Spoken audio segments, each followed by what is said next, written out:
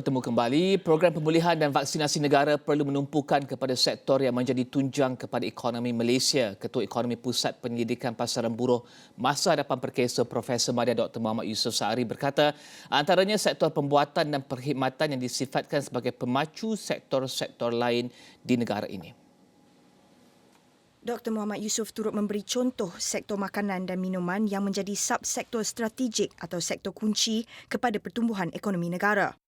Dari segi perspektif ekonomi, kita nak menentukan sektor mana yang perlu diberi perhatian dan aspek vaksinasi dan juga aspek pemulihan ini, kita perlu lihat kepada tumpuan kepada sektor yang menjadi tunjang pada ekonomi Malaysia ini. Maksud saya di sini adalah kalau kita tahu bahawa sektor pembuatan, sebahagian besar sektor pembuatan dan sebahagian sektor perkhidmatan, ada sub-sektornya yang kita katakan dia menjadi drivers ataupun pemacu pada sektor-sektor lain di Malaysia ini. Jadi tumpuan kita sepatutnya kita terarah kepada sektor-sektor berkenaan. Tumpuan kepada sektor yang berintensifkan buruh berkenaan iaitu dengan pekerja yang ramai mungkin akan menyelamatkan lebih ramai mereka yang dibuang kerja atau tiada pekerjaan. Mengenai perusahaan kecil dan sederhana PKS, beliau berkata kerajaan dan pihak berwajib perlu memberi sokongan dan bantuan dalam bentuk modal bagi membolehkan mereka bangkit semula pada bulan-bulan akan datang akibat pandemik COVID-19. Indikator antarabangsa mampu membantu Malaysia menangani kes COVID-19 dan bergerak ke hadapan dalam pelan pemulihan negara. Selain itu, Ahli Majlis Sains Pertubuhan Kesihatan Sedunia WHO, Profesor Dr. Adibah Kamaruzaman berpandangan tanpa pemantauan yang mencukupi, pengesanan kontak atau strategi kuarantin negara akan berdepan dengan masalah sama meskipun berlaku penurunan sehingga 4,000 kes harian. Justru Dr. Adibah yang juga pakar penyakit berjangkit Universiti Melaya berkata terdapat 4 garis panduan yang telah dikemaskini WHO sebagai tanda aras kesihatan awam. One of which is hospitalization rate, and the indicator there is new hospitalizations per 100,000 per week, average over 2 weeks. Mortality, number of deaths, again per 100,000 population over 2 weeks.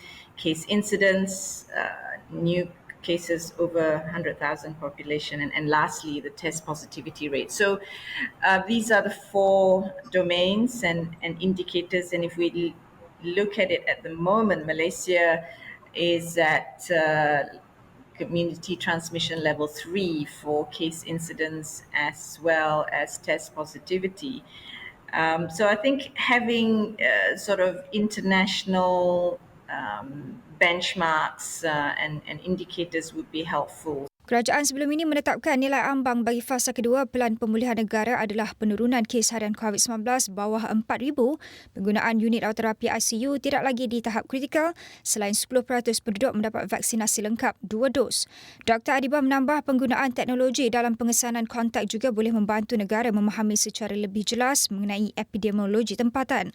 Pada masa yang sama, beliau berkata jumlah kumulatif harian kes COVID-19 yang dilaporkan tidak mencukupi untuk memahami penularan pandemik di negara ini. Justru data real time yang lebih baik di peringkat nasional sehingga ke daerah dapat mengelakkan negara daripada melaksanakan blanket lockdown. Dr. Adibah turut menyarankan agar Kementerian Kesihatan mewujudkan polisi lebih jelas mengenai pelbagai ujian yang ada bagi mengatasi kekeliruan berhubung keberkesanan ujian antigen RTK serta RT-PCR. Seterusnya, Malaysia menyifatkan tindakan negara-negara maju mengumpul dengan banyak bekalan vaksin COVID-19 yang diperlukan oleh negara-negara membangun sebagai amalan yang sangat tidak bermoral. Kritikan pedas itu disuarakan Menteri Penyelaras Program Imunisasi COVID-19 Kebangsaan Khairi Jamaluddin pada Forum Bank Dunia yang berlangsung secara dalam talian pada Rabu. Khairi yang juga Menteri Sains, Teknologi dan Inovasi berkata beliau terpanggil untuk sekali lagi menyuarakan mengenai perkara itu sambil menegaskan Bank Dunia memainkan peranan penting dalam mengatasi masalah tersebut. I think the World Bank has the responsibility to bring the voice of the developing world in raising what I think is extremely immoral, and that is the hoarding of vaccines by the industrialized countries. We set up COVAX in global solidarity, as a mechanism to ensure vaccine equity. And that has been an abysmal failure. And I think the World Bank owes it to developing countries to be a strong voice for vaccine equity on the global stage, to remind the rich, advanced countries that what has taken place over the last few months has fallen short of respectable and responsible global leadership. Khairi menambah, negara-negara membangun menghargai sumbangan vaksin yang akan diterima daripada negara-negara kaya dalam beberapa minggu akan datang. Bagaimanapun apa yang terjadi sejak beberapa bulan lepas, iaitu mendominasi bekalan vaksin, tidak sepatutnya berlaku. We call for vaccine equity now and in the future. That's the only way we're going to emerge from this pandemic and from future pandemics together, solidarity with one another. Terdahulu, Khairi berkata bekalan vaksin COVID-19 yang lambat sampai ke Malaysia disebabkan beberapa negara maju terlebih dahulu membolotnya.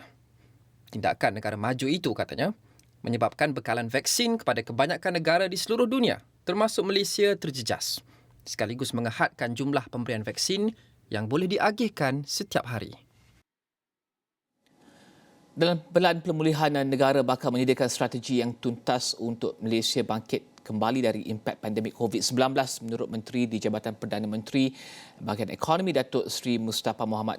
Pelan tersebut juga memberi keyakinan kepada golongan pekerja dan juga perniagaan kerana ada garis masa yang jelas tentang pembukaan semula ekonomi Malaysia. Dalam ucap tamanya sempena pelancaran Malaysia Economic Monitor Weathering the Surge oleh Bank Dunia pagi ini, Mustafa berkata negara juga berada pada landasan yang tepat dalam meningkatkan jumlah pemberian vaksin. Given the very challenging circumstances, it is imperative for the government to have a clear pathway forward. The National Recovery Plan provides a clear strategy for the country to emerge from the COVID-19 pandemic. It also provides certainty to Malaysian workers and businesses as it outlines clear timelines regarding the gradual opening of the Malaysian economy. In recent days, we have done a lot better in ramping up our vaccination rollout. The rate of vaccination is of course critical in reducing the number of infections and in reviving our economy. Dalam pada itu, Mustafa memberitahu kerajaan sedang dalam peringkat akhir dalam rangka rancangan Malaysia ke-12. Rancangan itu jelas beliau akan menggariskan rujukan asas dalam tempoh 5 tahun seterusnya bagi membina semula negara serta memulihkan ekonomi yang terjejas akibat COVID-19.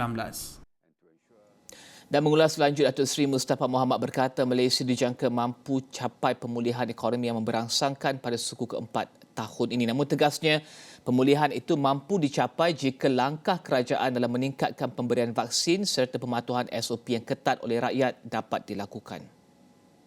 If the government's measures, including rapid vaccination and lockdowns accompanied by strict observance of SOPs, are successful in reducing the number of cases, Malaysia can look forward to strong economic recovery in the fourth quarter of this year. Looking ahead, the Economic Planning Unit will continue working closely with the World Bank Group's Inclusive Growth and Sustainable Finance Hub in Kuala Lumpur. Dan kita akan berehat sekali lagi kembali selepas ini.